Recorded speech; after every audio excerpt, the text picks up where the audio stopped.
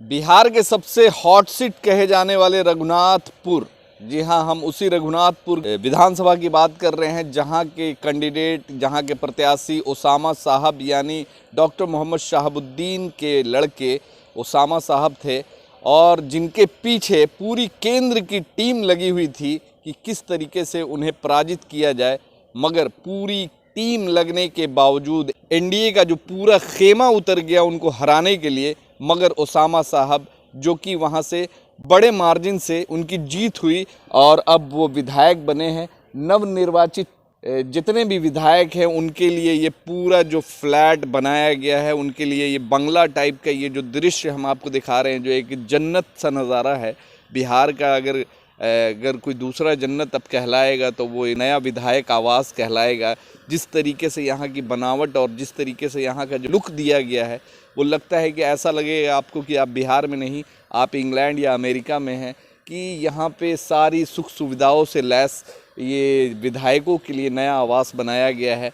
और जो भी विधायक अब बने हैं, नवनिर्वाचित हुए हैं, उनको यहाँ रहने का सौभाग्य प्राप्त होगा। खैर, हम बात करेंगे रघुनाथपुर की। ये निर्वाचन क्षेत्र संख्या 108 रघुनाथपुर, जो रघुनाथपुर से जो जीते हुए विधायक हैं ओसामा साहब, ये उनका बंगला है। हम आपको दिखाना चाहेंगे इसकी बनावट, जो एक बहुत ही बेहतरीन तरीके से इस बंगला को बनाया गया है, और जिस तरीके से पूरी जो केंद्र सरकार और ख़ासकर एनडीए की जो पूरी टीम लगी हुई थी कि ओसामा साहब के बारे में जिस तरीके से एक जो परसेप्शन क्रिएट किया गया, जिस तरीके से ओसामा साहब के बारे में प्रधानमंत्री मोदी खुद उतरे हुए थे, और जिस तरीके से उनके खिलाफ जो एक आवाज़ बुलंद की जा रही थी, खासकर एनडीए के बड़े बड़े नेता योगी आदित्यनाथ, मोहन यादव, बहुत सारे जो बड़े बड़े फायर ब्रांड नेता उनको हराने के लिए ज़मीन पर उतरे हुए थे।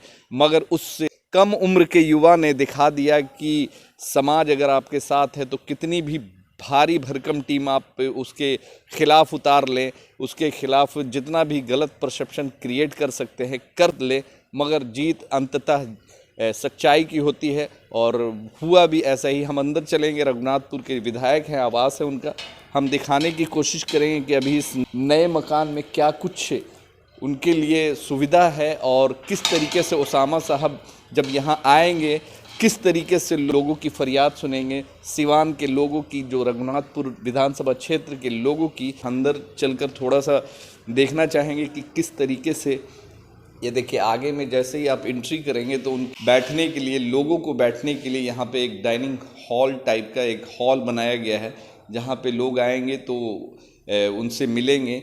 और अंदर की तस्वीर हम पहले परमिशन ले लेते हैं, तो हम आपको अंदर की तस्वीर दिखाना चाहेंगे कि ये उनके लिए ये डाइनिंग हॉल बनाया गया है कि बैठ करके ओसामा साहब इसी पे अब खाना खाएंगे। जब भी रघुनाथपुर से यहाँ आएंगे, सिवान से यहाँ आएंगे, तो विधायक जी सामने वाली कुर्सी पे बैठेंगे और खाना खाएंगे। और उनके लिए एक ऑफिस का भी इंतज़ाम किया गया है कि इस विधायक आवास में ऑफिस भी उनके लिए तैयार हो रहा है। अभी देखिए जिस तरीके से फर्नीचर वगैरह का काम अभी यहाँ पे टेबल, कुर्सियाँ और जो भी है लगा दिया गया है, और इस तरीके से यहाँ पे लोग आएंगे, और जो लोग आएंगे उनके लिए भी अलग रूम है, किचन भी बना दिया गया है। यहाँ पे हम आपको दिखाना चाहेंगे कि किचन की भी सुविधा है। यहाँ पे बहुत ही ज़बरदस्त तरीके का किचन बनाया गया है, जिसमें ओसामा साहब के लिए खाना बनाया जाएगा, और जो लोग यहाँ आएंगे उनके लिए भी सारी व्यवस्था की जाएगी। तो हम आपको दिखा रहे हैं कि ओसामा साहब का जो आवास है किस तरीके से बनाया गया है, और हम ऊपर भी चलेंगे और ऊपर से भी नज़ारा दिखाने की कोशिश करेंगे। ओसामा साहब के आवास के ऊपर ये टेरिस पे हम खड़े हुए हैं, और यहाँ से हम आपको नज़ारा दिखाना चाहेंगे, जो एक अद्भुत नज़ारा जो आप देख सकते हैं कि खूबसूरत बंगले बनाए गए हैं नवनिर्वाचित विधायकों के लिए। और ये देखिए यहाँ से आपको सारे लगभग बंगले नज़र आ रहे हैं, और इधर हम आपको दिखाना चाहेंगे ये आपको, और टेरिस के ऊपर उनके लिए काफ़ी कुछ व्यवस्था की गई है, और छत का जो नज़ारा है ज़बरदस्त है। तो हम आपको कोशिश कर रहे थे कि विधायक जी का आवास दिखाया जाए। तो ये पूरा जो बिल्डिंग बनाया गया है, ये first floor, ground floor, first floor और सेकंड फ्लोर, यानी सेकंड फ्लोर तक का ये बिल्डिंग बनाया गया है। और इस बार जितने भी विधायकों को नया आवास मिल रहा है, वो जब एंट्री करेंगे तो एक गजब की जो हर सुविधा से लैस आपको यहाँ पे सारी चीज़ें आपको मिलेगी, जो कि ये भी बनाया जा रहा है। यहाँ पे भी हम आपको दिखाना चाहेंगे, बड़ा सा हॉल बनाया गया है यहाँ पे लोगों के लिए। अभी तो दीदी लोग यहाँ पे बैठ के यहाँ काम करती हैं, साफ़ सफाई आप लोग करने आई हैं ना। थोड़ी बहुत तस्वीर दिखाने की कोशिश की है हमने कि जो नवनिर्वाचित जो विधायक है उसामा साहब अब इस नए बंगले नए ठिकाने में रहेंगे। वैसे आज आपको बताते चले कि हमने कोशिश की कि अंदर की तस्वीर दिखाए, और जहां तक कोशिश की दिखाने की, तो आप भी कमेंट्स करके बताएं कि अब उसामा साहब इस बंगले में रहेंगे तो कैसा उनको लगेगा। तो अब उसामा साहब का नया ठिकाना सिवान नहीं, अब पटना का ये नया जो फ्लैट बना है, जो बंगला बना है, जो आपको दिखाई दे रहा है, अब यहाँ पे उसामा साहब रहेंगे। जिस तरीके से उनको पूरी हराने की कोशिश की गई थी, पूरी टीम लगी हुई थी, मगर कहीं न कहीं विफल हुए और उसामा साहब ने एक बड़ी जीत हासिल की।